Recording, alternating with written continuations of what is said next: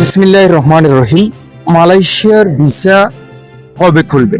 2026-এর জাতীয় সংসদ নির্বাচন, এই নির্বাচনের ভিতরে খুলবে কিনা, আজকে এই ভিডিওটির মাধ্যমে আমরা মালয়েশিয়ার কলিং ভিসা সম্পর্কে পুরো বিস্তারিত জানবো এবং মালয়েশিয়ার কলিং ভিসা কবে খুলবে বা কি জন্য এই বর্তমান পরিস্থিতিতে মালয়েশিয়ার ভিসা বন্ধ রয়েছে সেই বিষয়ে বিস্তারিত আমরা জানার চেষ্টা করব। অবশ্যই ধৈর্য সহকারে পুরো ভিডিওটি দেখবেন মালয়েশিয়ার কলিং ভিসা সম্পর্কে জানতে।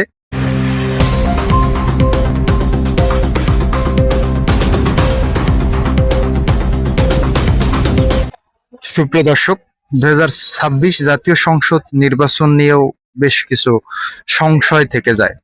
বর্তমান বাংলাদেশ যে সরকার রয়েছে সে সরকার অন্তর্বর্তীকালীন সরকার, অল্প কিছুদিনের জন্য বাংলাদেশে এই সরকার রয়েছে। এই অল্পমেয়াদী সরকারের সাথে কেউই চুক্তি করতে চায় না যে বাংলাদেশ থেকে শ্রমিক যাবে তাদের সাথে একটা চুক্তি করবে। বাংলাদেশের অন্তর্বর্তীকালীন সরকারের সাথে যতই বন্ধু, এই মূল কারণ হলো এজন্যই মালয়েশিয়ার বিষয়ে এই সংশয় বা যে কোনো সিন্ডিকেট ধরা দিয়েছে বা সিন্ডিকেটের প্রতারণার কারণে এই বিষয় সংকটটা বেশিরভাগ দেখা দিয়েছে।